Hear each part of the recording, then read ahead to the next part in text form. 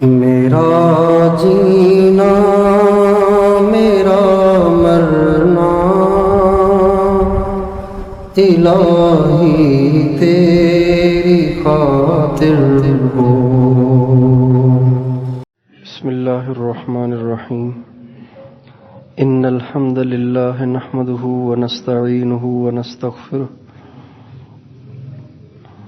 من يهده الله فلا مضل له ومن يضلل فلا هادي له وأشهد أن لا إله إلا الله وحده لا شريك له وأشهد أن سيدنا ونبينا وحبيبنا وشفيعنا وقرة أعيننا محمدا عبده ورسوله صلى الله تبارك وتعالى عليه وعلى آله وأصحابه وأزواجه وذريته وبارك وسلم تسليما كثيرا، أما بعد فأعوذ بالله من الشيطان الرجيم، بسم الله الرحمن الرحيم۔ يا أيها الناس اتقوا ربكم إن زلزلة الساعة شيء عظيم، يوم ترونها تذهل كل مرضعة عما أرضعت وتضع كل ذات حمل حملها وترى الناس سكارى وما هم بسكارى ولكن عذاب الله شديد۔ وقال النبي صلى الله عليه وسلم: كيف أنعم وصاحب السور قد التقمه وحنى جبهته ينتظر متى يؤمر بالنفخ، أو كما قال عليه السلام۔ سبحان ربك رب العزة عما يصفون وسلام على المرسلين والحمد لله رب العالمين۔ اللهم صل على سيدنا محمد وعلى آل سيدنا محمد وبارک وسلم۔ میرے محترم بھائی اور دوستو، مجھے اور آپ کو ایک دن دنیا سے جانا ہے، اور اگر ہم مر کر ختم ہو جاتے تو معاملہ بڑا آسان تھا، لیکن مر کر ہم ختم نہیں ہو جائیں گے، بلکہ مرنے کے بعد ہمیں دوبارہ اٹھایا جائے گا، اللہ کے سامنے پیش کیا جائے گا، اور زندگی میں جو کچھ کیا ہوگا اس سب کا حساب دینا ہوگا۔ جس کے اعمال اچھے ہوئے اس کے لیے جنت ہوگی، جس کے اعمال برے ہوئے اس کے لیے جہنم ہوگی۔ اللہ تعالیٰ نے قرآن پاک کے اندر 30 پارے نازل کیے ہیں۔ ان 30 پاروں میں سب سے زیادہ اللہ تعالیٰ نے 3 عنوان بیان کیے ہیں۔ 3 عنوانوں کو سینکڑوں دفعہ، ہزاروں دفعہ بیان کیا ہے۔ ایک ایک بات کو بار بار اللہ تعالیٰ نے دہرایا ہے تاکہ وہ بات ذہن نشین ہو جائے اور ایسی مستحضر ہو جائے کہ کبھی بھی انسان کی توجہ اس سے ہٹے نہیں۔ وہ عنوان 3 ہیں۔ ایک اللہ کی عظمت ہے، اور ایک رسول اللہ صلی اللہ علیہ وسلم کی رسالت ہے، اور تیسری آخرت ہے۔ اللہ تعالیٰ نے قرآن پاک کے اندر ہزاروں سینکڑوں آیتوں میں موت کو، آخرت کو، قیامت کو، میزان کو، پلسرات کو، میدان محشر کو، اور میدان محشر کی سختی کو، اور جہنم اور جنت کو سینکڑوں آیتوں میں بیان کیا ہے۔ ایک ایک بات کو 20 دفعہ دہرایا ہے، اور یہ اس لیے فرمایا ہے تاکہ دنیا میں رہنے والا کوئی بھی مسلمان آخرت سے غافل نہ رہے۔ آج ہم اپنی زندگی میں غور کریں تو آج ہماری زندگیوں میں آخرت کا کوئی تذکرہ ہی نہیں ہے، جہنم کا کوئی تذکرہ ہی نہیں ہے، جنت کا کوئی تذکرہ ہی نہیں ہے۔ ہمیں شوق ہے لیکن دنیا بنانے کا، جنت بنانے کا نہیں ہے۔ ہمیں ڈر ہے، غربت کا ڈر ہے، جہنم کا ڈر نہیں ہے۔ ہم ڈرتے ہیں، غربت سے ڈرتے ہیں، لیکن قیامت کی سختی سے اور قیامت کی پیشی سے نہیں ڈرتے۔ ہم ڈرتے ہیں دنیا کے بدماشوں سے، دنیا کے سیاستدانوں سے، دنیا کے افسروں سے، دنیا کے طاقتوروں سے ڈرتے ہیں۔ نہیں ڈرتے تو اللہ سے نہیں ڈرتے۔ اللہ تعالیٰ نے ہماری قرآن پاک کے اندر ذہن سازی کی ہے، اللہ تعالیٰ نے ہمارا ذہن بنایا ہے۔ آپ قرآن پاک کو کبھی ترجمے کے ساتھ، توجہ کے ساتھ، تدبر کے ساتھ پڑھیں گے تو آپ حیران رہ جائیں گے کہ اللہ تعالیٰ نے ایک ایک بات کو اتنی دفعہ کیوں دہرایا ہے. اور اللہ تعالیٰ قرآن پاک میں فرماتے ہیں ہم نے ان باتوں کو بار بار اس لیے دہرایا ہے لیذکروا، تاکہ تمہیں نصیحت ہو، تاکہ تمہیں یہ باتیں یاد رہیں، تاکہ یہ باتیں تمہیں بھول نہ جائیں. جب ہم مدرسے میں پڑھتے ہیں تو مدرسے میں ہمیں صرف پڑھائی جاتی ہے. سب سے پہلے مدرسوں میں صرف پڑھائی جاتی ہے. جب صرف پڑھاتے ہیں تو ایک ایک لفظ کو سینکڑوں دفعہ دہرواتے ہیں، سینکڑوں دفعہ دہرواتے ہیں. اتنا دہرواتے ہیں، اتنا دہرواتے ہیں، اتنا دہرواتے ہیں کہ ہماری داڑیاں سفید ہو جاتی ہیں. وہ الفاظ ہمیں بھولتے نہیں ہیں، اتنی دفعہ دہروائے جاتے ہیں. اللہ تعالیٰ نے قرآن پاک کے اندر بار بار آخرت کا تذکرہ کیا، بار بار جہنم کا تذکرہ کیا، بار بار جنت کا تذکرہ کیا، بار بار قیامت کے دن پیشی کا تذکرہ کیا، تاکہ یہ باتیں ہمیں ذہن میں رہیں، تاکہ یہ باتیں ہمیں بھول نہ جائیں. چنانچہ حضور اکرم صلی اللہ علیہ وسلم جب قرآن پاک کو پڑھتے تھے تو آپ بہت روتے تھے. ہمارے نبی قرآن پاک کو پڑھتے تھے تو بہت روتے تھے. اور بعض دفعہ آپ اتنا قرآن پڑھتے تھے، اتنا قرآن پڑھتے تھے، اتنا قرآن پڑھتے تھے کہ اللہ تعالیٰ کو آپ پہ رحم آ جاتا تھا. اور اللہ تعالیٰ اپنے نبی سے فرماتے تھے میرے نبی آپ اتنا لمبا قرآن نہ پڑھا کریں، اتنا لمبا قیام نہ کیا کریں، کچھ آرام بھی کر لیا کریں. ہم نے اس قرآن کو آپ پہ اس لیے تھوڑی اتارا ہے کہ آپ اس کو پڑھ پڑھ کے روتے رہیں اور اپنے آپ کو ہلاک کر دیں. طٰہٰ ما انزلنا علیک القرآن لتشقیٰ. ان آیتوں میں اللہ فرماتے ہیں اے میرے نبی میں نے آپ پہ جو قرآن اتارا ہے اس لیے تھوڑی اتارا ہے کہ آپ اپنے آپ کو ہلاک کر دیں، آپ اپنے آپ کو مشقت میں ڈال دیں. الا تذکرۃ لمن یخشیٰ تنزیلا ممن خلق الارض والسماوات العلی. یہ قرآن تو ہم نے اس لیے اتارا ہے تاکہ ایمان والوں کو اس سے نصیحت ہو، ایمان والوں کو اس سے یاد دہانی ہو. آج ہمارے گھروں میں آخرت کے تذکرے نہیں ہیں. آج ہمارے بچوں کو پتہ ہی نہیں کہ آخرت کیا ہے. آج ہمارے نوجوانوں کو اس کا پتہ ہی نہیں کہ آخرت کیا ہے. آج ماں باپ بھی دنیا کمانے میں، نوجوان بھی دنیا کمانے میں، بچے بھی دنیا کے کھیل کود میں ایسے مست ہیں کہ نہ مردوں کو آخرت کی یاد آتی ہے، نہ عورتوں کو آخرت کی یاد آتی ہے، نہ بوڑھوں کو آخرت کی یاد آتی ہے. کتنے بوڑھے ہیں جو بس موت کے منتظر ہیں، لیکن آخرت کی فکر ان کو اب بھی نہیں ہے. ایک دفعہ ہم جماعت میں گئے اسلام آباد، تو وہاں پہ ایک دوست نے مجھے کہا آپ میرے ساتھ چلیں میرے دادا سے ملنے کے لیے. میں نے کہا کوئی خاص تقاضا ہے، کوئی خاص بات ہے، کوئی خاص تشکیل ہے؟ کہنے لگے میرے دادا کی 90 سال عمر ہے لیکن آج تک اس نے جمعہ تو کیا عید بھی نہیں پڑھی. 90 سال عمر ہو گئی ہے. ابھی چند مہینے پہلے ایک نوجوان آیا، ہمارے ہاں مجلس ہوتی ہے ہفتے وار، اس میں ایک نوجوان آیا، کہنے لگا کہ میری دادی جان کی عمر 90 سال کے قریب ہے اور میری دادی نے ساری زندگی کبھی کوئی نماز نہیں پڑھی، اسے فاتحہ بھی نہیں آتی، اسے سورہ اخلاص بھی نہیں آتی. تو اس کا کیا کرنا چاہیے؟ میں نے کہا آپ اس کو اس پہ آمادہ کریں کہ دادی جان آپ کے دنیا سے جانے کا وقت ہے، آپ کچھ پتہ نہیں کہ کس سانس آپ دنیا سے چلی جائیں، اور دنیا سے جانے کے بعد نہ آپ کا گھر کام آئے گا، نہ بچے کام آئیں گے، نہ رشتہ دار کام آئیں گے، نہ پیسے کام آئیں گے. اس لیے آپ نمازیں پڑھیں تاکہ اللہ راضی ہو. کہنے لگے ان کو تو نماز ہی نہیں آتی تو کیا ہوگا؟ میں نے کہا آپ ان کے پاس کھڑے ہو جائیں، 2 رکعت نفل کی نیت باندھ لیں، 2 رکعت نفل کی نیت باندھ لیں اور اپنی دادی سے کہیں دادی جان جیسے میں کرتا رہوں آپ بھی ویسے ہی کرتی رہیں. چنانچہ انہوں نے ایسے ہی شروع کر لیا. 1 مہینے کے بعد مجھے بتایا اللہ کا شکر ہے اب میری دادی جان 5 نمازیں پڑھ رہی ہیں. آتی سورہ فاتحہ بھی نہیں ہے، اللہ اللہ کرتی رہتی ہیں نماز میں. اور ابھی 2-3 ہفتے پہلے کہنے لگے میں اور میری دادی جان ہم عمرے پہ جا رہے ہیں، میں نے اپنی دادی جان کو ویل چیئر پہ عمرہ کروانا ہے. تو آج ہمارے بوڑھوں میں بھی آخرت کا استحضار نہیں ہے، آج ہمارے جوانوں میں بھی آخرت کا استحضار نہیں ہے، آج ہمارے بچوں کو پتہ ہی نہیں کہ آخرت ہے کیا. حالانکہ آخرت کے مراحل اور آخرت کی گھاٹیاں اتنی سخت ہیں، اتنی سخت ہیں، اتنی کٹھن ہیں، اتنی کڑی گھاٹیاں ہیں کہ حضور اکرم صلی اللہ علیہ وسلم اپنی ذات اقدس سے بنفس نفیس خود بھی آخرت کو یاد کر کے رویا کرتے تھے. آخرت کو یاد کر کے آپ روتے تھے۔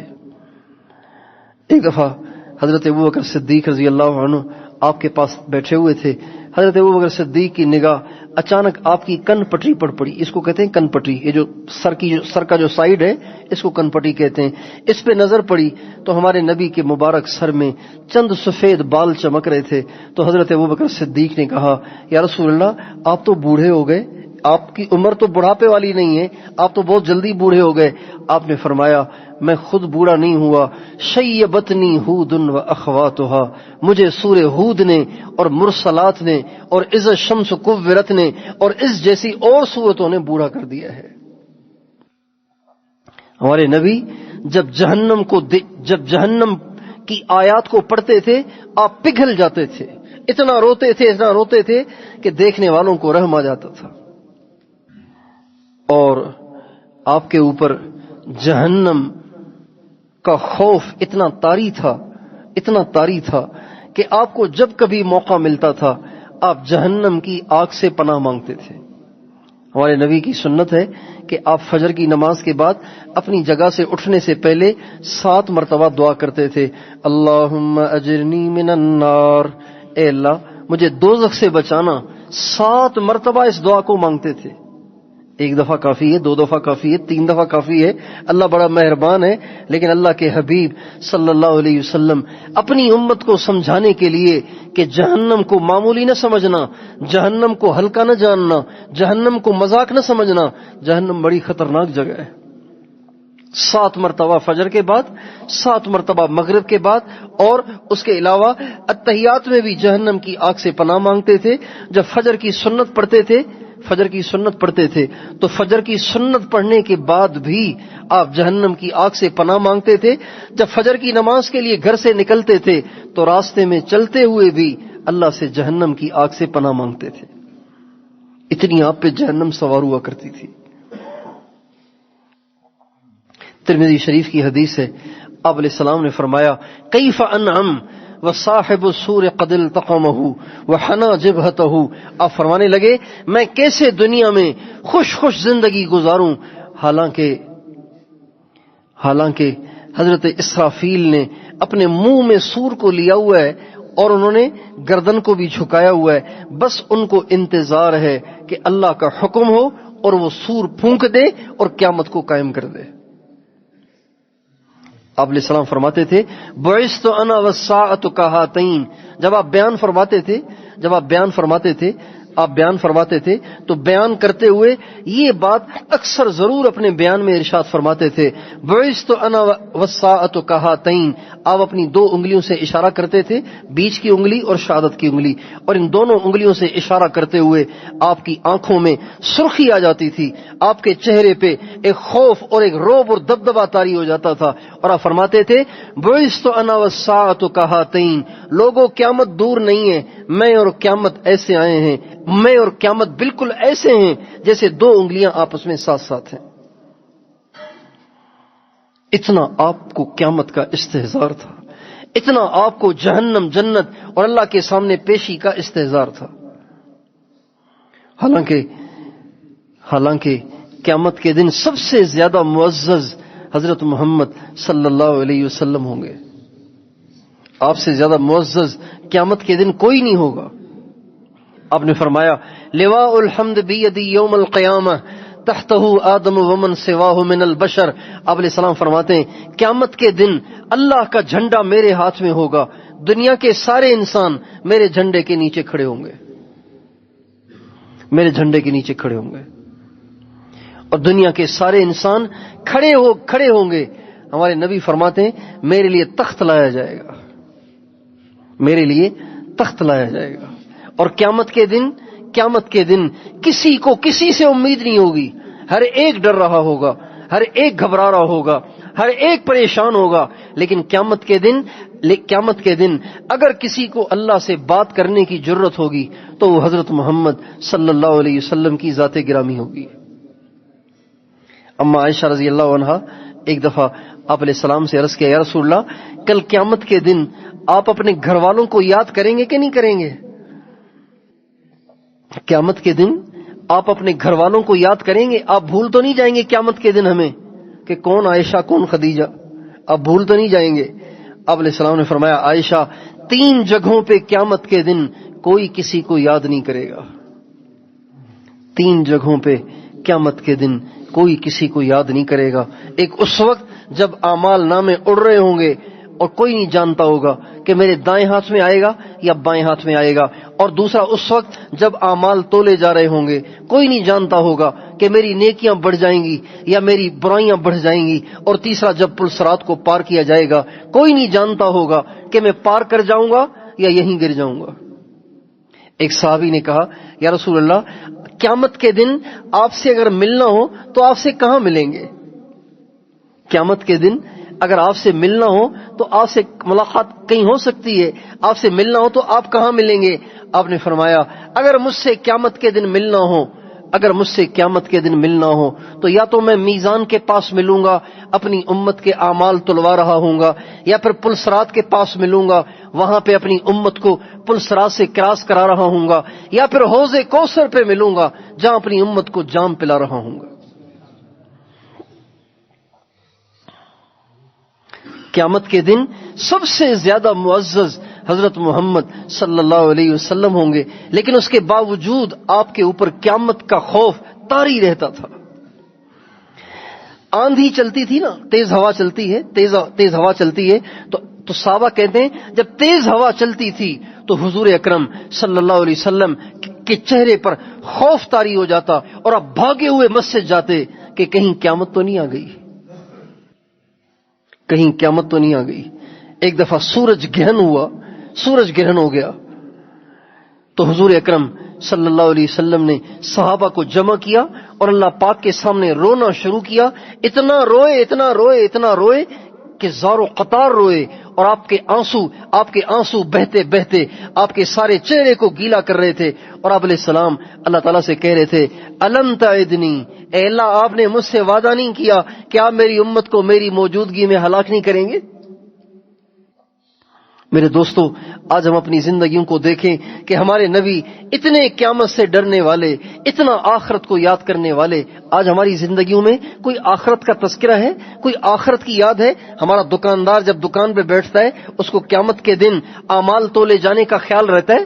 جب ہمارا سرکاری ملازم دفتر میں بیٹھتا ہے کیا اسے جہنم یاد رہتی ہے؟ کیا اسے جنت یاد رہتی ہے؟ جب ہمارا جج فیصلہ کرنے کے لیے کرسی پہ بیٹھتا ہے کیا اسے اللہ یاد رہتا ہے؟ جب ہمارا وکیل جھوٹے دلائل پیش کرنے لگتا ہے کیا اسے یاد رہتا ہے کہ مجھے اللہ کے سامنے حساب دینا ہے؟ کتنی آخرت ہم بھول گئے، کتنا ہم آخرت سے غافل ہو گئے۔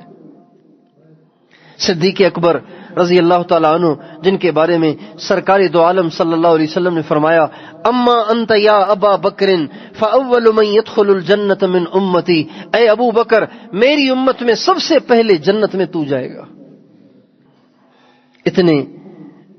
اتنے وہ اللہ پاک کے مقرب ہیں، لیکن آخرت کو یاد کر کے اتنا روتے تھے کہ بے حال ہو جاتے تھے۔ کبھی فرماتے یا لیتنی کنت شعرتن، اے کاش میں کسی مومن کے بدن کا بال ہوتا، یا لیتنی کنت شجرتن، کاش میں کوئی درخت ہوتا جو کاٹ دیا جاتا۔ ایک دفعہ ایک جانور کو چارہ کھاتے ہوئے دیکھا تو فرمانے لگے اے جانور تیرے کتنے مزے ہیں کہ تو چارہ کھاتا ہے اور پانی پیتا ہے، اور ایک دن آئے گا ذبح ہو جائے گا اور تجھ سے آخرت میں حساب نہیں ہوگا، ابو بکر کا تو حساب ہوگا۔ اے کاش کہ ابو بکر تیرے جیسا جانور ہوتا، ذبح ہو جاتا، اس سے حساب تو نہ ہوتا۔ اما عائشہ رضی اللہ تعالی عنہا ہمارے نبی کی سب سے زیادہ پیاری بیوی تھی۔ جب ان کے انتقال کا وقت آیا تو بہت رو رہی تھیں۔ حضرت عبداللہ ابن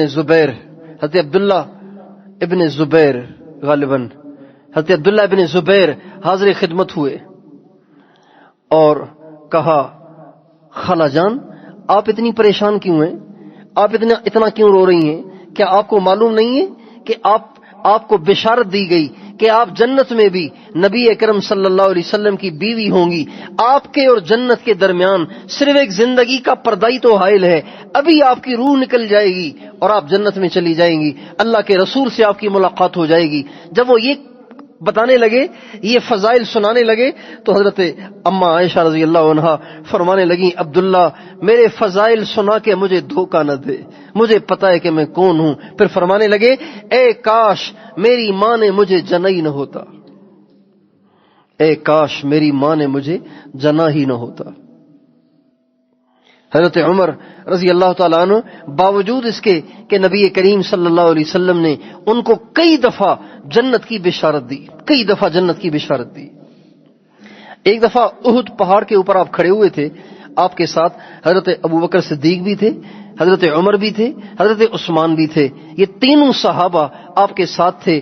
آپ جب پہاڑ پہ کھڑے ہوئے تھے تو اچانک پہاڑ ہلنے لگا، پہاڑ میں زلزلہ آ گیا. آپ نے زور سے پہاڑ پہ پاؤں مارا اور فرمایا اے احد کھڑا ہو جا، ٹھہر جا، تمہیں معلوم نہیں کہ تمہارے اوپر ایک نبی ہے، ایک صدیق ہے اور 2 شہید ہیں. اور پہاڑ ٹھہر گیا. اور آپ نے فرمایا اگر میرے بعد کوئی نبی ہوتا تو عمر ہوتا. اور آپ فرماتے تھے جنت میں میں نے ایک محل دیکھا بڑا خوبصورت تھا، میں نے پوچھا تو بتایا گیا کہ یہ عمر بن خطاب کا ہے. اتنی ساری بشارتیں آپ علیہ السلام نے ان کو دے رکھی تھیں. لیکن جب انتقال کا وقت آیا تو اتنا رو رہے تھے کہ بے حال ہو رہے تھے. حضرت علی المرتضی رضی اللہ تعالیٰ عنہ اپنے بیٹے امام حسن کے ساتھ ان کا حال پوچھنے آئے تو دیکھا کہ حضرت عمر کے دنیا سے جانے کا وقت قریب ہے اور وہ زار و قطار رو رہے ہیں. تو حضرت علی نے پوچھا عمر کیا آپ موت سے ڈر رہے ہیں؟ کیا آپ کو موت کے خوف سے رونا آ رہا ہے؟ کہنے لگے علی مجھے موت کے خوف سے رونا نہیں آ رہا، میں اس بات پہ رو رہا ہوں کہ اگر اسی حال میں مر گیا تو مرنے کے بعد میرا کیا ہوگا، اگر مجھے اللہ نے معاف نہ کیا تو میرا کیا ہوگا. تو حضرت علی فرمانے لگے عمر آپ روئیں نہیں، میں نے اپنی کانوں سے اللہ کے نبی کو یہ کہتے ہوئے سنا ہے سیدہ شباب سیدہ کہول اہل الجنتی ابو بکر و عمر. میں نے اللہ کے نبی سے یہ کہتے ہوئے سنا کہ جنت کے ادھیڑ عمر کے لوگوں کے سردار ابو بکر ہوں گے اور عمر ہوں گے. جب یہ فرمایا نا تو حضرت عمر کے ایک دم آنسو خشک ہو گئے، چہرے پہ بہار آ گئی، چہرے پہ بشاشت آ گئی. کہنے لگے علی کل قیامت کے دن آپ اس کی گواہی دے دیں گے کہ اللہ کے نبی نے یوں فرمایا ہے؟ حضرت علی فرمانے لگے ہاں عمر میں بھی گواہی دوں گا، میرا یہ بیٹا حسن بھی گواہی دے گا. میرے دوستو آخرت کی گھاٹیاں، آخرت کے مراحل اتنے سخت ہیں کہ اتنے بڑے بڑے لوگ بھی اس کو یاد کر کے روتے تھے. ہم کتنے غافل ہیں کہ اتنے گنہگار ہونے کے باوجود بھی ہمیں آخرت یاد ہی نہیں ہے. اور جتنی دنیا میں برائیاں ہو رہی ہیں، جتنی دنیا میں برائیاں ہوتی ہیں، یہ سب کی سب آخرت کو یاد نہ کرنے کی وجہ سے. جسے جہنم یاد ہو وہ بدنظری کرے گا، جسے جہنم یاد ہو وہ کرپشن کرے گا، جسے جہنم یاد ہو وہ کسی کا حق کھائے گا، جسے جہنم یاد ہو وہ ماں باپ سے بدتمیزی کرے گا، جسے جہنم یاد ہو وہ کسی کا دل دکھائے گا. کبھی بھی نہیں. آج آخرت کے یاد نہ ہونے کی وجہ سے ساری برائیاں ہیں، آخرت کے یاد نہ ہونے کی وجہ سے ساری برائیاں ہیں. نبی کریم صلی اللہ علیہ وسلم ایک دفعہ گزر رہے تھے اپنے صحابہ کے ساتھ. ایک صحابی کو دیکھا، نوجوان صحابی گرم ریت پہ لیٹے ہوئے تھے، گرم ریت پر کرتا اتارا ہوا ہے، ننگے بدن کے ساتھ بغیر کرتے کے تپتی ہوئی ریت پر گرم ریت پہ لیٹے ہوئے. اور گرم ریت اتنی ہے کہ ان سے سیدھا لیٹا نہیں جا رہا، وہ کروٹیں بدل رہے ہیں، اس سے ان کو تکلیف ہو رہی ہے. اور جب وہ تکلیف ہو رہی ہے تو اپنے آپ سے کہہ رہے ہیں جب تجھ سے یہ گرمی برداشت نہیں ہو رہی تو جہنم کی آگ کو کیسے برداشت کرو گے. اور یہ کہہ کے وہ رو رہے تھے. آپ علیہ السلام نے فرمایا لقد ابقیت الملائکۃ یا فتیٰ، ارے جوان آج تیرے رونے نے تو فرشتوں کو بھی رلا دیا. پھر آپ نے اپنے صحابہ سے فرمایا سب کے سب مل کر اس نوجوان سے دعائیں کراؤ، اس کی دعائیں اللہ کے ہاں قبول ہیں، اس کی دعائیں اللہ پاک کے ہاں قبول ہیں. حضرت عثمان رضی اللہ تعالی عنہ جب کبھی بھی قبر پہ کھڑے ہوتے تھے اتنا روتے تھے کہ ان کی داڑھی آنسوؤں سے تر ہو جاتی تھی. کسی نے پوچھا کہ آپ آخرت کے تذکرے سے اتنا نہیں روتے جتنا قبر پہ کھڑے ہو کے روتے ہیں؟ تو فرمایا کرتے تھے قبر آخرت کی منزلوں میں پہلی منزل ہے، جو یہاں کامیاب ہو جائے گا آخرت کی ساری منزلوں میں کامیاب ہو جائے گا. حضرت علی کے تو اتنے فضائل ہیں، اتنے صحابہ میں سب سے زیادہ فضائل احادیث میں حضرت علی کے ہیں. درجہ تو حضرت ابو بکر کا بڑا ہے، وہ تو مسلم ہے، لیکن جتنے زیادہ فضائل احادیث میں حضرت علی کے وارد ہوئے کسی صحابی کے وارد نہیں ہوئے، اور اس میں بھی حکمت تھی. اللہ کے نبی کو پتا تھا کہ میرے بعد علی کے بارے میں امت کے اندر دو گروہ پیدا ہوں گے، ایک وہ ہوں گے جو علی کو برا بھلا کہیں گے، ایک وہ ہوں گے جو علی کو خدا بنا لیں گے. چنانچہ ہمارے نبی نے سب سے زیادہ فضائل حضرت علی کے بیان کیے. آپ علیہ السلام فرماتے ہیں لو ان السماوات السبع والارضین السبع وضعت فی کفۃ وایمان علی فی کفۃ لرجح ایمان علی. آپ فرماتے ہیں اگر ساتوں آسمان ساتوں زمینیں ترازو کے ایک پلڑے میں رکھے جائیں، علی کا ایمان ترازو کے دوسرے پلڑے میں رکھا جائے تو علی کا ایمان ساتوں آسمان ساتوں زمینوں سے زیادہ بھاری ہے. اتنا بڑا ایمان.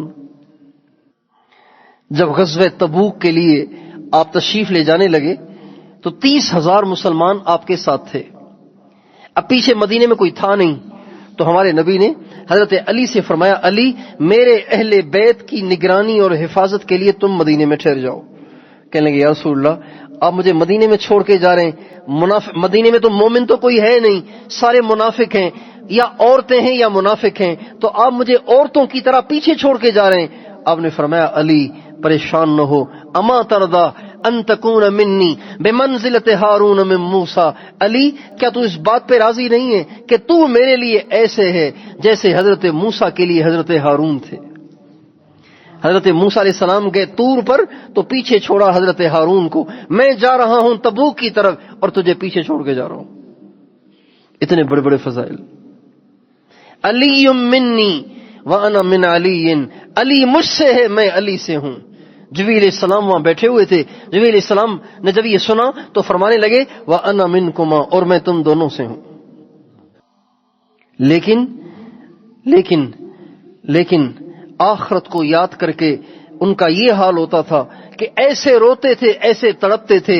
یتململ تململ السلیم ویبکی بکاء الحزین، ایسے روتے تھے جیسے غموں کا مارا ہوا روتا ہے، ایسے تڑپتے تھے جیسے سانپ کا ڈسا ہوا تڑپتا ہے، بچھو کا ڈسا ہوا تڑپتا ہے. ایسے روتے تھے آخرت کو یاد کر کے، اور کہتے تھے آہ آہ من قلت الزاد وبعد السفر ووحشت الطریق، افسوس افسوس، ہائے ہائے آخرت کا سفر بہت لمبا ہے، راستہ بڑا تاریک اور اندھیرے والا ہے، میرے پاس تو نیکیاں نہیں ہیں، کیا ہوگا؟ میرے دوستو آج ہمارے دل آخرت سے غافل ہیں. آج ہم بولتے ہوئے سوچتے نہیں ہیں کہ آخرت میں ان بولوں کا حساب دینا ہے، کام کرتے ہوئے سوچتے نہیں ہیں کہ آخرت میں ان کاموں کا حساب دینا ہے، قدم اٹھاتے ہوئے سوچتے نہیں ہیں کہ مجھے اس قدم کا آخرت میں حساب دینا ہے. اس لیے اس بات کی ضرورت ہے، ساری دنیا سے ساری برائیاں ختم ہونے کے لیے یہ بنیاد ہے کہ ہمارے دل دماغ پہ آخرت سوار ہو جائے. حضور اکرم صلی اللہ علیہ وسلم نے اپنے صحابہ کے دل دماغ پہ آخرت کو اتنا سوار کر لیا تھا کہ دنیا کی ہر برائی ان کے لیے چھوڑنا آسان ہو گئی تھی. جیسے آخرت یاد ہوگی وہ کبھی بھی برائی نہیں کرے گا، وہ کبھی بھی اللہ کو ناراض کرنے والا کام نہیں کرے گا. اب یہ آخرت کا استحضار اور آخرت کی یاد یہ حاصل کیسے ہوگی؟ اس کے لیے ایک کام تو یہ کہ ہمیں آخرت کے ہر جگہ تذکرے کرنے ہوں گے. ہر جگہ جہاں بیٹھیں، دکان پہ، دفتر میں، گھر میں، بازار میں، گاڑی میں، جہاں بیٹھیں آخرت کے تذکرے کریں. بھائی مرنا ہے، اللہ کے سامنے پیش ہونا ہے، حساب دینا ہے. دنیا میں جو کچھ کریں گے اس کا مرنے کے بعد حساب دینا ہے. جہاں بیٹھیں اس کے تذکرے ہوں، گھروں میں اس کے تذکرے ہوں. ہماری مائیں اپنے بچوں کو آخرت کے اتنے تذکرے سنائیں کہ بچوں کے دل دماغ میں یہ بات اتر جائے کہ مرنے کے بعد اللہ کے سامنے پیشی ہے اور حساب دینا ہے. کو حساب دینا ہے. کیا ہوگا؟ حدیث میں آتا ہے کل قیامت کے دن اللہ تعالیٰ عیسیٰ علیہ السلام کو بلائیں گے. عیسیٰ علیہ السلام کی پیشی ہوگی. عیسیٰ علیہ السلام ان بڑے 5 پیغمبروں میں ہیں جنہیں اولو العزم کہا جاتا ہے. ان 5 پیغمبروں کا درجہ سارے پیغمبروں سے بڑا ہے. اولو العزم پیغمبر میں سے ایک حضرت عیسیٰ علیہ السلام ہے. قیامت کے دن ان کی پیشی ہوگی. اللہ تعالیٰ ان کو سامنے بلائیں گے اور فرمائیں گے اَأَنْتَ قُلْتَ لِلنَّاسِ اتَّخِذُونِي وَأُمِّيَ إِلَٰهَيْنِ مِن دُونِ اللَّهِ. عیسیٰ، جن لوگوں نے تجھے رب بنایا تھا کیا ان کو تم نے کہا تھا کہ مجھے اور میری ماں کو رب بناؤ؟ عیسائی کہتے ہیں نا کہ عیسیٰ علیہ السلام بھی رب ہیں، حضرت مریم بھی رب ہے، اللہ بھی رب ہے. 3 رب ہیں ہمارے. کہتے ہیں ہمارے 3 رب ہیں، ایک نہیں، ہمارے 3 رب ہیں. تو اللہ تعالیٰ فرمائیں گے کہ عیسیٰ، اپنی قوم سے، اپنی امت سے تم نے کہا تھا کہ مجھے اور میری ماں کو معبود بناؤ. اب اللہ کو بھی پتا ہے کہ عیسیٰ علیہ السلام نے نہیں کہا، عیسیٰ علیہ السلام کو بھی پتا ہے کہ میں نے نہیں کہا. لیکن حدیث میں آتا ہے جب عیسیٰ علیہ السلام سے اللہ پاک یہ سوال کریں گے تو عیسیٰ علیہ السلام کے روئیں سے خون نکلنا شروع ہو جائے گا. اتنا ان پہ روب طاری ہوگا، اتنا ان کو خوف ہوگا، اتنا ان پہ روب طاری ہو جائے گا، اتنا ان پہ خوف طاری ہو جائے گا، اتنی ان پہ دہشت طاری ہو جائے گی کہ ان کے روئیں سے خون نکلنا، جیسے ہمیں پسینہ نکلتا ہے نا، پسینہ نکلتا ہے، ایسے ان کو خون نکلنا شروع ہو جائے گا. اللہ پاک کے سامنے پیشی دوستو مذاق نہیں ہے. اور پھر اللہ وہ ذات ہے جس سے کوئی چیز چھپائی نہیں جا سکتی، اس کو دھوکہ بھی نہیں دیا جا سکتا. دنیا کے انسانوں کو تو دھوکہ دے سکتے ہیں، ہیرا پھیری کر سکتے ہیں، جھوٹ بول سکتے ہیں، جھوٹی گواہیاں مہیا کر سکتے ہیں، جھوٹے ثبوت پیش کر سکتے ہیں. دنیا میں سب کچھ ہو رہا ہے لیکن اللہ کے سامنے کچھ نہیں ہو سکے گا. اللہ تعالیٰ فرماتے ہیں یومئذ تعرضون لا تخفی منکم خافیہ. یاد کرو اس دن کو جس دن تمہیں اللہ کے سامنے پیش کیا جائے گا، تمہاری کوئی بھی چیز اللہ پاک سے چھپی ہوئی نہیں ہوگی. حدیث میں آتا ہے ایک آدمی کو قیامت کے دن اللہ تعالیٰ بلائیں گے. اس کی بخشش ہو چکی ہوگی، اس کی بخشش ہو چکی ہوگی، وہ جنت میں بھی جا چکا ہوگا. اللہ تعالیٰ اس کو بلائیں گے، الگ سے بلائیں گے، تنہائی میں بلائیں گے اور اس کو بلا کے فرمائیں گے میرے بندے تجھے یاد ہے تو فلاں دن گناہ کر رہا تھا، تجھے پتہ نہیں کہ اللہ دیکھ رہا تھا، تجھے یاد نہیں آیا کہ اللہ دیکھ رہا ہے، تجھے یاد ہے وہ وقت جب تو میری نافرمانی کر رہا تھا. جب اللہ پاک اس کو پچھلی برائی یاد دلائیں گے نا تو ایک دم وہ گھبرا جائے گا اور کہے گا اے اللہ آپ نے مجھے معاف نہیں کر دیا. آپ دوبارہ پچھلی باتیں نکال رہے ہیں، دوبارہ پچھلا ریکارڈ نکال رہے ہیں، تو آپ نے مجھے معاف نہیں کر دیا. تو اللہ تعالیٰ مسکرا دیں گے اور فرمائیں گے میرے بندے میں تو ویسے ہی مذاق کر رہا ہوں تم سے. ہمارے نبی نے ایک عجیب بات سنائی، ترمذی شریف کی حدیث ہے. آپ علیہ السلام فرماتے ہیں کل قیامت کے دن اللہ تعالیٰ ایک بندے کو بلائیں گے اور اس کے سامنے برائیاں گنوائیں گے. ساری نہیں، چھوٹی چھوٹی برائیاں. بڑے بڑے گناہ اللہ چھپا دیں گے، چھوٹے چھوٹے گناہ اللہ اس کو سنائیں گے. میرے بندے تو نے یہ گناہ بھی کیا، یہ بھی کیا، یہ بھی کیا، یہ بھی کیا، یہ بھی کیا. کیا ہے کہ نہیں کیا؟ وہ کہے گا نہیں اللہ میں نے نہیں کیا، یہ سب جھوٹ لکھا ہے، یہ سب فرشتوں نے فراڈ کیا ہے میرے ساتھ، میں نے ان میں سے کوئی گناہ نہیں کیا. ایک دم مکر جائے گا، اللہ کے سامنے مکر جائے گا، فرشتوں کو جھٹلا دے گا یا اللہ میں نے بالکل نہیں کیے یہ گناہ. اللہ فرمائیں گے اچھا تم نے نہیں کیے. اللہ تعالیٰ فرمائیں گے ایسے کرو اس کے ہر گناہ کے عوض میں اس کو ایک نیکی دے دو، اس کے ہر گناہ کے عوض میں ایک نیکی دے دو. جب وہ بندہ دیکھے گا نا کہ یہاں تو گناہوں پہ سزا نہیں، گناہوں پہ نیکیاں مل رہی ہیں، تو وہ کہے گا یا اللہ یہ تو بہت تھوڑے، میں نے تو اور بھی بڑے بڑے کیے ہیں. جب ہمارے نبی نے یہ حدیث سنائی تو ہمارے نبی اتنے زور سے ہنسے کہ آپ کے دندان مبارک ظاہر ہو گئے. جب معاف کرنے پہ آئے گا تو ایسے معاف کرے گا. جب پکڑنے پہ آئے گا تو بڑے بڑے پرہیزگار بھی پکڑے جائیں گے, بڑے بڑے عمل والے بھی پکڑے جائیں گے, بڑے بڑے علم والے بھی پکڑے جائیں گے. ہمارے نبی کا ارشاد ہے قیامت کے دن سب سے پہلے جنہیں جہنم میں ڈالا جائے گا وہ عالم ہوگا, وہ جاہل نہیں ہوگا, وہ زانی نہیں ہوگا, وہ شرابی نہیں ہوگا. سب سے پہلے جہنم میں ڈالا جانے والا عالم ہوگا, اور دوسرا سخی ہوگا, اور تیسرا شہید ہوگا, مجاہد ہوگا. شہید ہو گیا ہے, اتنی بڑی قربانی دے دی ہے, لیکن سب سے پہلے جہنم میں اسے ڈالا جائے گا. اس لیے میرے دوستو, قیامت کا دن بڑا سخت دن ہے, بڑا کٹھن دن ہے, بڑا مشکل دن ہے. یوم التغابن ہار جیت کا دن ہے. کوئی ہارے گا, کوئی جیتے گا, پتہ نہیں کیا ہوگا. ہم میں سے کوئی نہیں جانتا کہ ہم قیامت کے دن ہاریں گے یا قیامت کے دن جیتیں گے. ہم میں سے کوئی نہیں جانتا. بہت سے ایسے جن کو یقین ہوگا کہ ہم جیتیں گے وہ ہار جائیں گے, بہت سے ایسے جن کو یقین ہوگا کہ ہم ہار جائیں گے وہ جیتیں گے. اس لیے میرے دوستو, ہم جہاں بیٹھیں آخرت کے تذکرے کریں. ہمارے گھروں میں آخرت کے تذکرے نہیں رہے, ہم اپنے گھروں میں آخرت کے تذکرے کریں, جہنم جنت کے تذکرے کریں. کون کون اپنے گھروں میں تذکرے کرے گا آخرت کے؟ کوئی دن ایسا نہیں ہونا چاہیے جس میں ہمارے گھروں میں آخرت کا تذکرہ نہ ہو, جہنم جنت کی باتیں نہ ہوں, اللہ کے سامنے پیشی کی باتیں نہ ہوں, پل صراط کے تذکرے نہ ہوں. ابھی آپ اپنے بچوں سے پوچھیں گے نا پل صراط کیا ہے, آپ کو بچے نہیں بتائیں گے. آپ ان سے پوچھیں شاہ رخ خان کون ہے, وہ آپ کو بتا دیں گے. اداکاروں کے نام سنا دیں گے, اداکاروں کے نام سنا دیں گے, ایکٹروں ڈانسروں کے نام سنا دیں گے.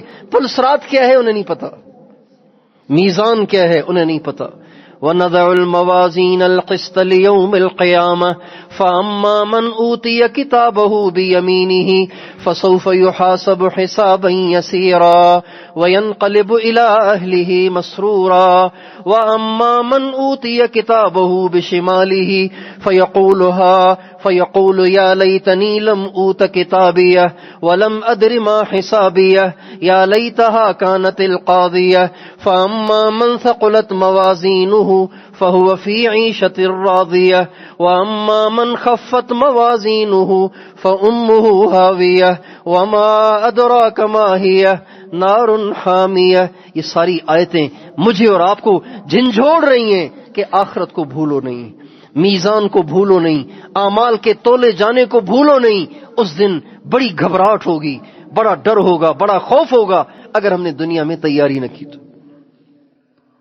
تو دوستو اپنے گھروں میں ہم آخرت کے اتنے تذکرے کریں کہ ہمارے بچے کی زبان پہ جہنم اور جنت ہو. آج کل لبرل پارٹی نے, لبرل لوگوں نے, لبرل ہمارے پروفیسروں نے, اور لبرل اور بے دین اور دین مخالف قسم کے لوگوں نے آج ہمارے نوجوانوں کے دماغوں میں یہ بٹھا دیا ہے, ارے کس نے جہنم دیکھی ہے, کس نے جنت دیکھی ہے, یہ مولوی خامخواہ تمہیں ڈراتے رہتے ہیں, اور دنیا مزے کی جگہ ہے, مزے کرو, جہاں ضرورت پوری کرنی ہو ضرورت پوری کرو, جہاں جو کھانا ہو کھاؤ, جہاں شہوت پوری کرنی ہو پوری کر لو. کون دنیا میں پوچھتا ہے؟ یہ عام طور سے یونیورسٹیوں میں ذہن بنایا جا رہا ہے, عام طور سے کالجز میں ذہن بنایا جا رہا ہے, عام طور سے یہ پڑھے لکھوں کا ذہن بنایا جا رہا ہے. ہمارے دل دماغ سے جہنم کو نکالا جا رہا ہے, جنت کو نکالا جا رہا ہے, آخرت کو نکالا جا رہا ہے, اللہ کی عظمت اور کبریائی کو نکالا جا رہا ہے. اس لیے اتنے اس کے تذکرے کریں کہ سارے شکوک و شبہات نکل جائیں, ختم ہو جائیں, سارے شک ختم ہو جائیں, شک یقین سے بدل جائے.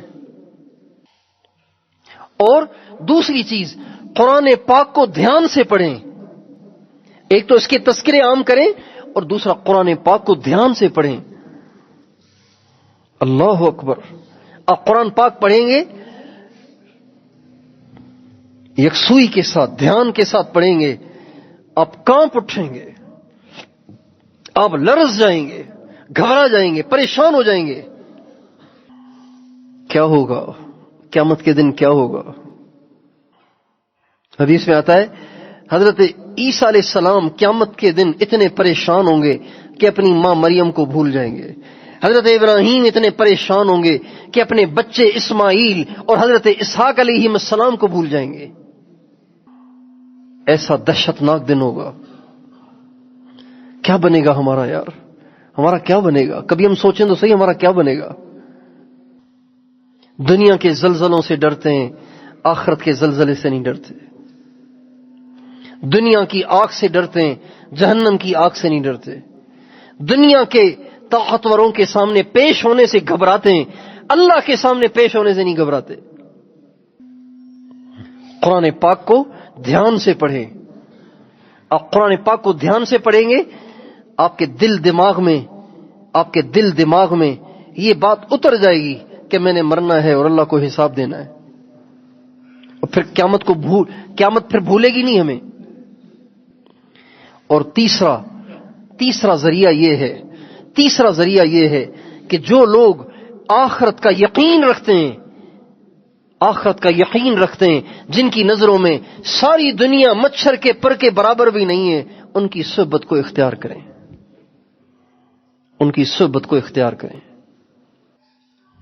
جن کے دل میں دنیا ہے ان کی صحبت میں بیٹھنے سے آپ بھی دنیا دار بن جائیں گے. جن کے دل دماغ میں آخرت چھائی ہوئی ہے، آپ ان کی صحبت میں بیٹھیں گے، آپ کو بھی آخرت کا یقین ہو جائے گا، آپ کو بھی آخرت کی فکر لگ جائے گی. ایسے لوگ جن کے دل دماغ دنیا سے پاک ہیں، اللہ سے بھرے ہوئے ہیں، آخرت سے بھرے ہوئے ہیں، جہنم جنت سے بھرے ہوئے ہیں، ایسے لوگوں کی صحبت اختیار کریں.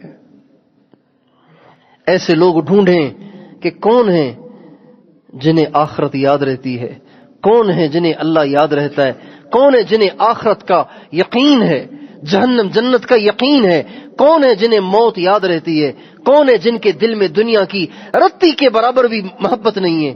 ایسے لوگ ڈھونڈیں اور ان کی صحبت اختیار کریں.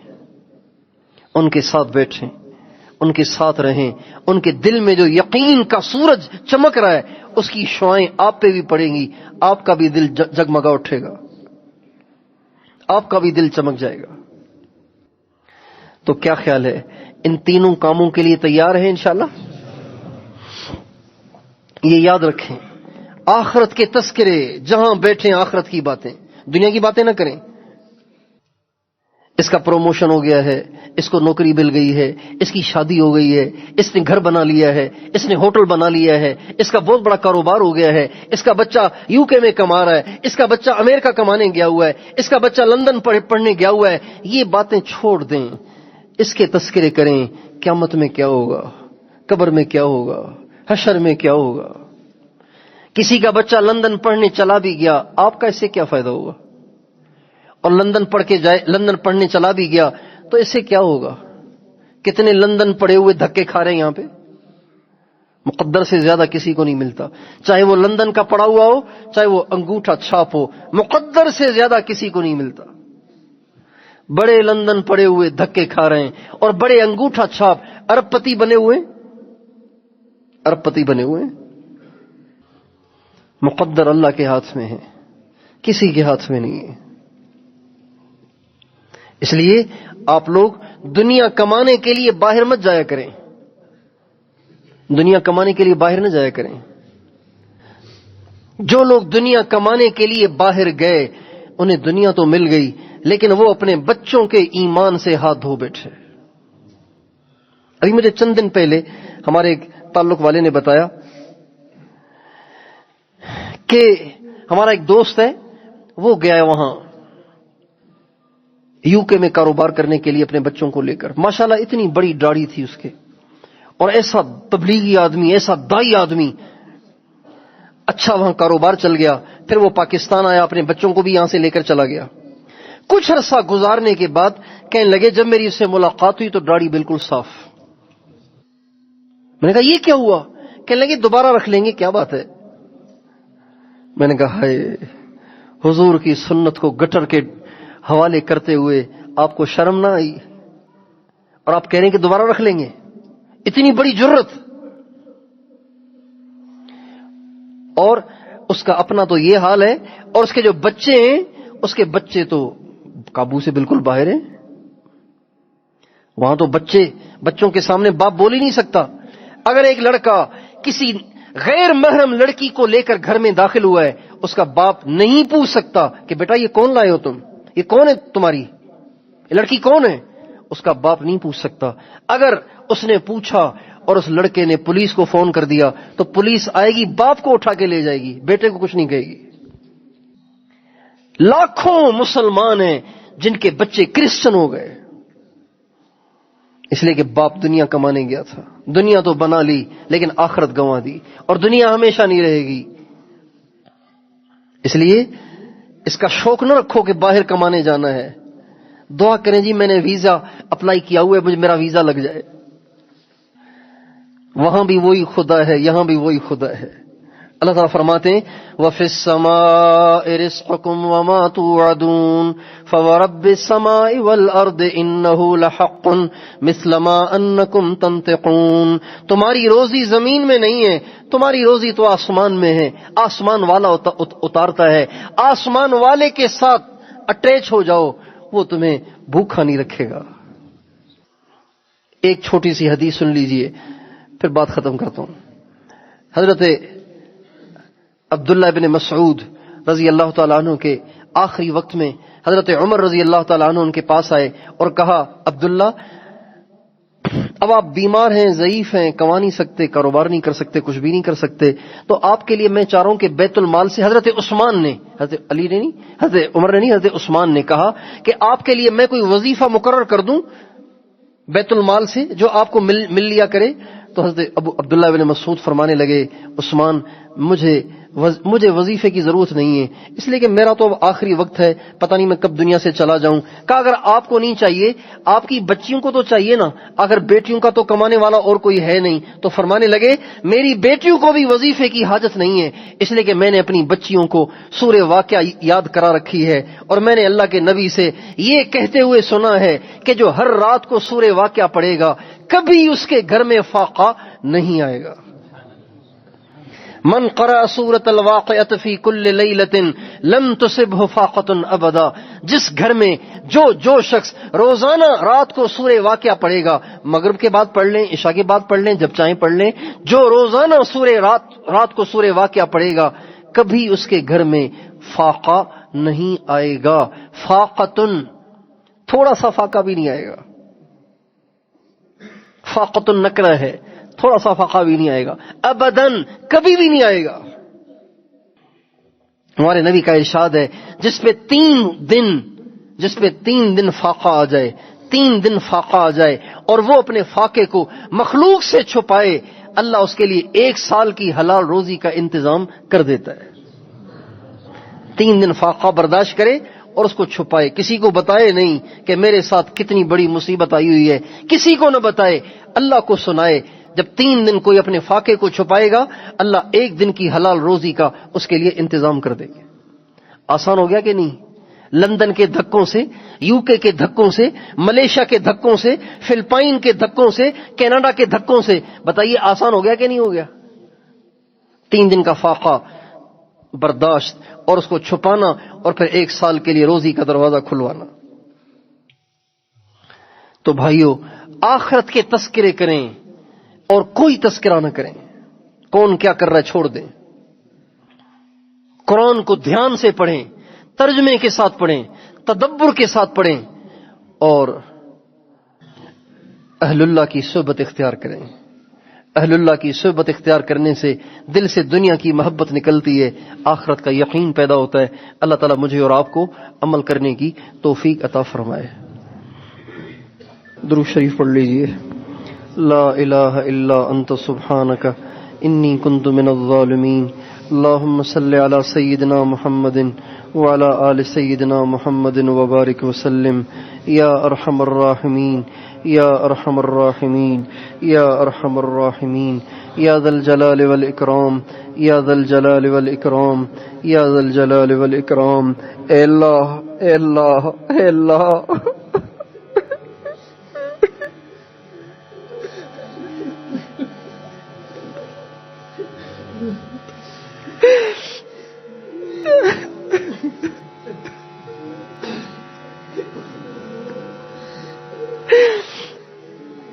اے اللہ ہماری ساری زندگی گناہوں میں برباد ہو گئی، ہم آخرت کے لیے کچھ نہ کر سکے۔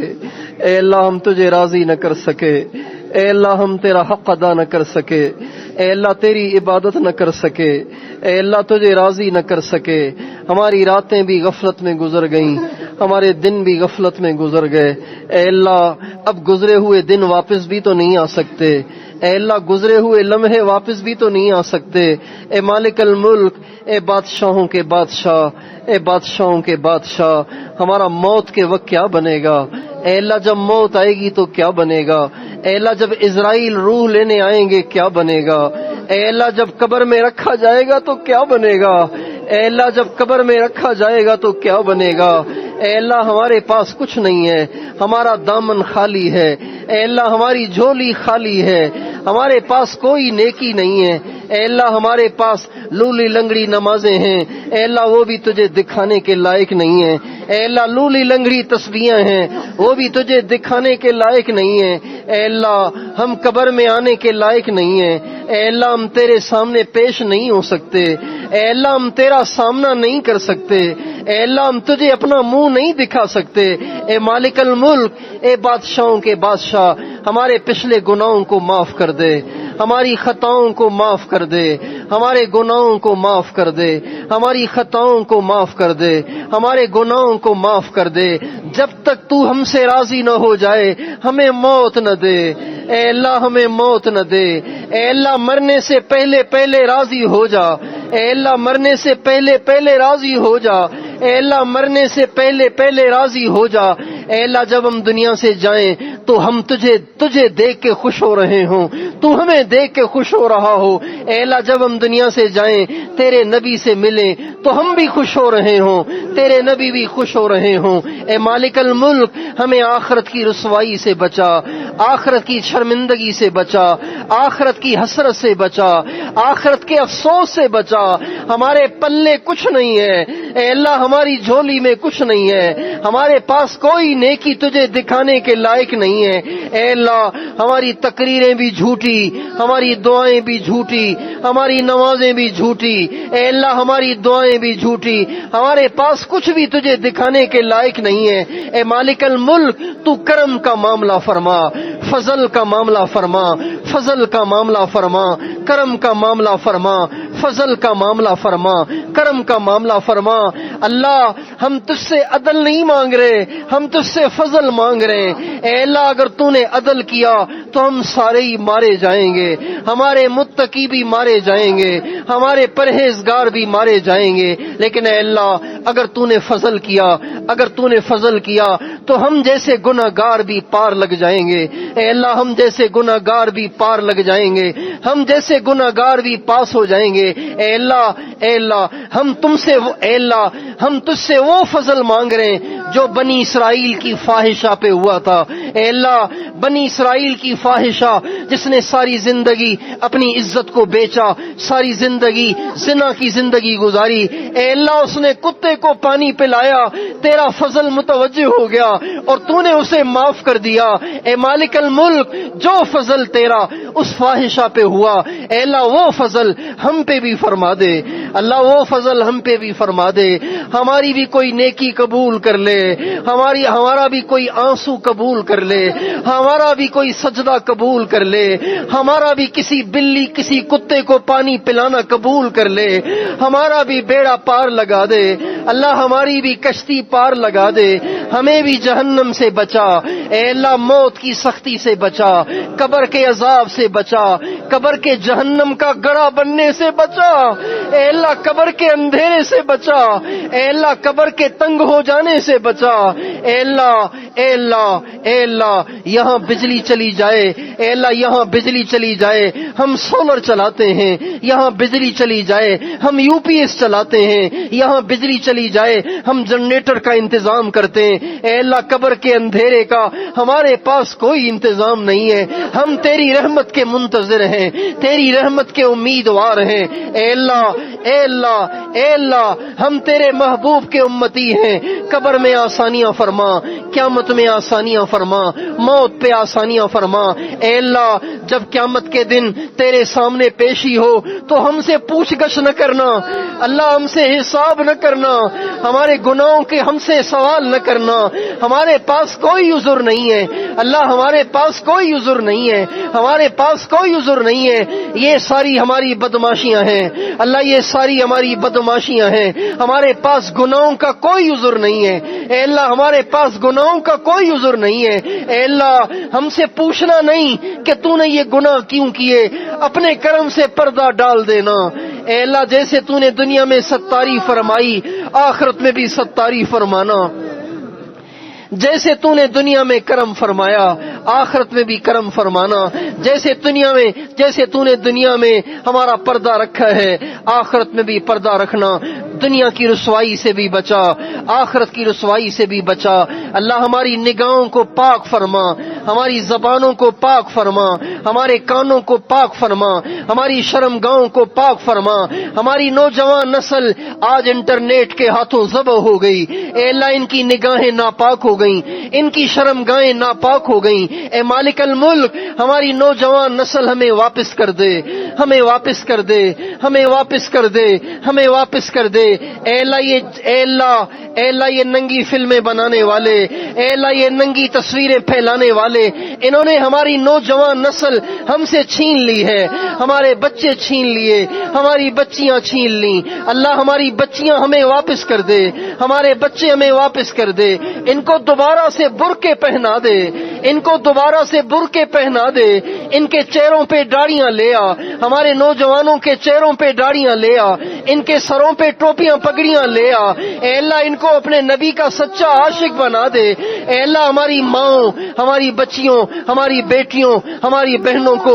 اماں فاطمہ، اماں خدیجہ، اماں عائشہ کے نقش قدم پہ چلنے کا شوق دے دے اللہ، چلنے کا شوق دے دے، بے دینی کو ختم کر دے، بے دینی کو ختم کر دے، یہ بے دینی کی آگ ہم سے نہیں بجھ رہی اے اللہ، ہم سے نہیں بجھ رہی، ہمارے پاس تو چلو کا پانی ہے اللہ، ہم سے نہیں بجھ رہی، ہمارا اپنا اندر بگڑا ہوا ہے، ہم کسی کی آگ کو کیا بجھائیں اے مالک الملک، تو اپنی قدرت سے ایسی کوئی رحمت کی بارش برسا کہ ساری بے دینی کی آگ بجھ جائے، اسلام کا بول بالا ہو جائے، کفر کا منہ کالا ہو جائے، مسجدوں کو آباد کر دے، بے نمازیوں کو نمازی بنا دے، بیماروں کو صحت دے دے، بے روزگاروں کو حلال روزگار دے دے، بے رشتوں کے اچھے رشتے کرا دے، ہمارے بچے بچیاں جن کے رشتے نہیں ہو رہے ان کے خیر والے رشتے کرا دے، بے اولادوں کو نیک صالح اولاد دے دے، جن کی اولادیں بگڑ گئیں ان کو نیک صالح بنا، ہمارے بچوں کو قرآن پاک کا پکا حافظ بنا، عالم ربانی بنا، متقیوں کا امام بنا، دین کا دائی بنا، کروڑوں کی ہدایت کا ذریعہ بنا اے اللہ، قیامت تک کی نسلوں کی ہمارے ایمان کی حفاظت فرما اے اللہ، بے قصور قیدیوں کو عافیت سے آزاد فرما، ہمارے اس پیارے ملک کی حفاظت فرما، اس کی سرحدات کی حفاظت فرما، سرحدوں پہ کھڑی ہوئی افواج کی حفاظت فرما اے اللہ، شر پسندوں کو ہدایت عطا فرما، شر پسندوں کو ہدایت عطا فرما، بے ہدایتوں کو دفع اور دور فرما، اس ملک کو امن کا گہوارہ بنا، اس کی خانہ جنگی کو ختم فرما، اس کی خانہ جنگی کو ختم فرما، بھائی چارہ پیدا فرما، ہمیں اے اللہ ہمیں ایک امت بن کے رہنے کی توفیق عطا فرما، ایک امت بن کے رہنے کی توفیق عطا فرما، ہمارے حکمرانوں کو وقت کے مناسب اچھے فیصلے کرنے کی توفیق عطا فرما، اچھے فیصلے کرنے کی توفیق عطا فرما،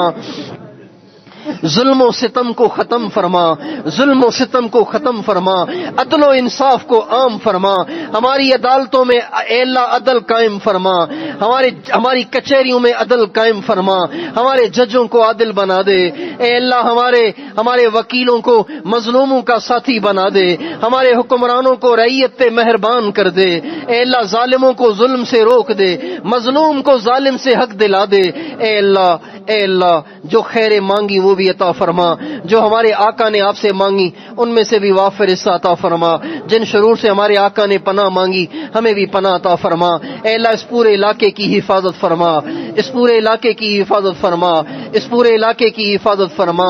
اے اللہ یہاں کوئی بے دینی کا کام ہونے نہ دے، اے اللہ کوئی بے دینی کا کام ہونے نہ دے۔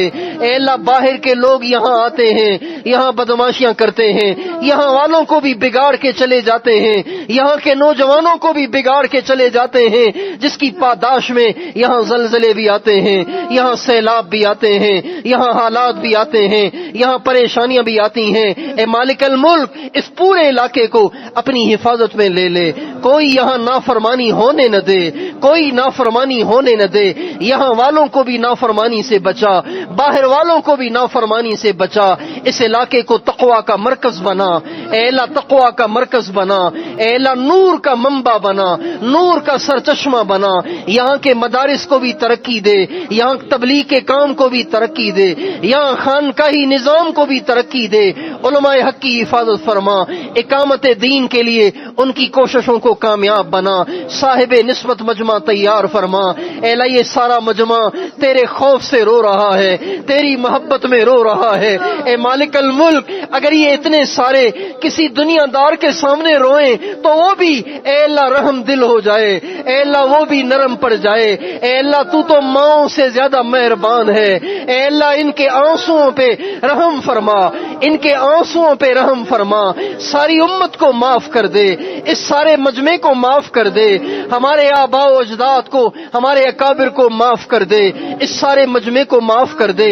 اے اللہ سارے مجمع نے آج توبہ کی ہے، ان سب کو اپنا کامل ولی بنا دے، ان سب کو اپنا کامل ولی بنا دے۔ اے اللہ انہوں نے ہمارے ہاتھ میں ہاتھ دیا ہے، ہم انہیں تیرے حوالے کرتے ہیں، ان کے دلوں کو معرفت کے نور سے بھر دے، اے اللہ ان کو گناہوں سے بچا لے، اے اللہ ہمیشہ کے لیے ان کی زندگی کو گناہوں سے پاک کر دے، ان کو اپنے محبوب کی محبت سے لبریز کر دے، ان سب کو اپنا کامل ولی بنا دے، ان کے گھروں کو ایمان کا گہوارہ بنا دے، ان کے گھروں کو رحمتوں برکتوں کا گہوارہ بنا دے، ان کی نسلوں میں بھی اولیاء تیار فرما، ان کی نسلوں میں بھی اولیاء تیار فرما، اس پورے علاقے کو اولیاء کا گہوارہ بنا دے، اے اللہ اولیاء کا مرکز بنا دے۔ ہماری دعاؤں کو اپنے محبوب علیہ السلام کی دعاؤں کے طفیل قبول فرما۔ وصلی اللہ علی النبی الکریم وعلی آلہ واصحابہ اجمعین۔ سبحان ربک رب العزۃ عما یصفون وسلام علی المرسلین والحمد للہ رب العالمین۔ سبحان اللہ وبحمدہ، سبحانک اللہم وبحمدک، نشہد ان لا الہ الا انت، نستغفرک ونتوب الیک۔ آمین برحمتک یا ارحم الراحمین۔